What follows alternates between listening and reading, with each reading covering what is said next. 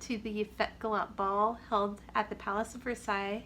I was going to go this year and with my mom, and I have went ahead and already completed her Robe de Francaise, and I am currently still working on mine. Reason being is in March I realized that the ball was probably going to be canceled, or what they call postponed, till next year, and it has been. So in March I kind of stopped working on my dress, and right now I kind of have all the base layers done. Like I have the petticoat done. Oh, I have all the undergarments done, definitely.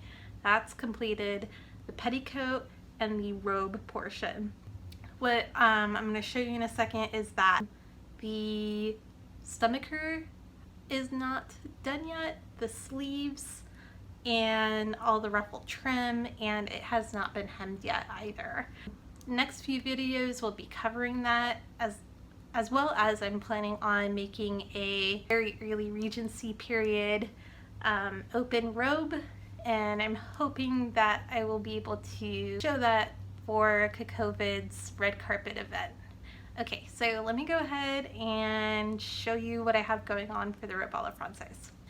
This is the Robe de Francaise that I have down so far. What I did is the entire front of it is this really beautiful silk taffeta that I bought at Discount Fabrics in San Francisco. And so the entire front of it is the silk taffeta, and then the very back of it is just a regular cotton broadcloth. Before I go ahead and start working on the sleeve flounces, I just wanted to kind of go ahead and give you an example of what I'm going for. So yes, this is Susan North's 18th Century Fashion in Detail, a really excellent book that focuses on mainly French and British fashion from the 18th century, and I still have this on loan from the local library.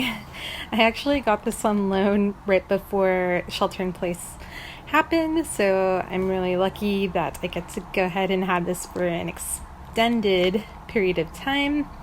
So anyway, okay, so let's go to the kitty cat. Alright, so I am thinking of making the sleeves sort of like this. I definitely want 3 tiers, and I want them slightly more elongated than what the American Duchess pattern has planned out. And actually something really cool that I found out in this book is that by the 1760s, the triple sleeve ruffle was reserved for court dress, and more informal styles were adorned with only 1 or 2, as seen on this sack. So I had no idea. Like, I realized the French had so many protocols, but I did not realize that the flounces had a meaning. So I am really happy. I love the style of having 3 flounces as opposed to 2, because I think it looks more dramatic. And just don't tell my mom, because I only put 2 flounces on her dress. Okay, alright, let me go ahead and get started on the pattern.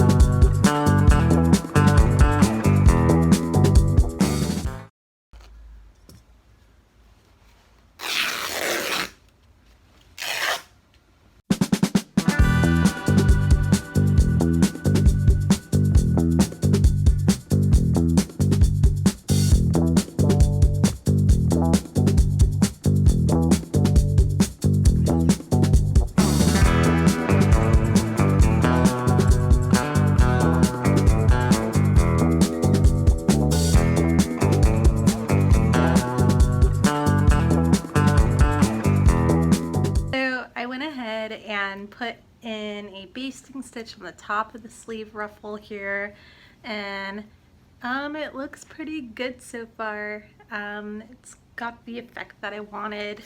I am very happy with that. I'm going to make the smaller versions because I am doing 3 flounces on the sleeve. I'm gonna go ahead make the pattern for that, and then I will go ahead and cut it out of the silk. Go ahead and start doing the pinked scallop edge for the last layers of flounce for my sleeves. I've been using these pinking shears that I got off of Amazon, and they have a scallop edge instead of a triangle, so they're really great because they create that scalloped pinked edge that is so prevalent in a lot of 18th century garments. This pinking business is not easy, and it makes it very clear as to why they had a pinking iron to go ahead and do this, because man, this is not efficient. It's too bad that there's no like reproductions out there of the pinking tool that are inexpensive. I couldn't really think of anything other than this using the scissors, and the funny thing is that I was thinking about doing these exact sort of like scalloped edges for all the ruffle trim that I need to do for the front of the robe, and I'm kind of second guessing that. I don't know if we're gonna do that.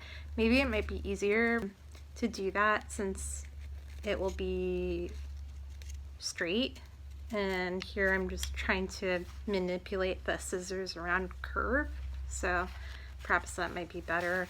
We shall see. It'll be an experiment. This is finished. I can go ahead and line up all the tiers of the flounces. I'm going to go ahead and pin those together, use a basting stitch, and gather them up.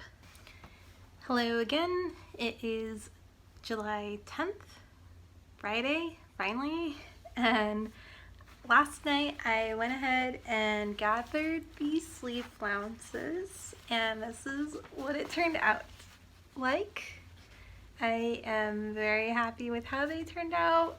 It's funny because the camera is making the taffeta look a lot more pink than it is purple, but the taffeta is kind of more of like a medium lilac color. And anyway, I'm really glad that I went ahead and modified the pattern on these flounces. I really wanted them to be just a bit more elongated than what the pattern called for.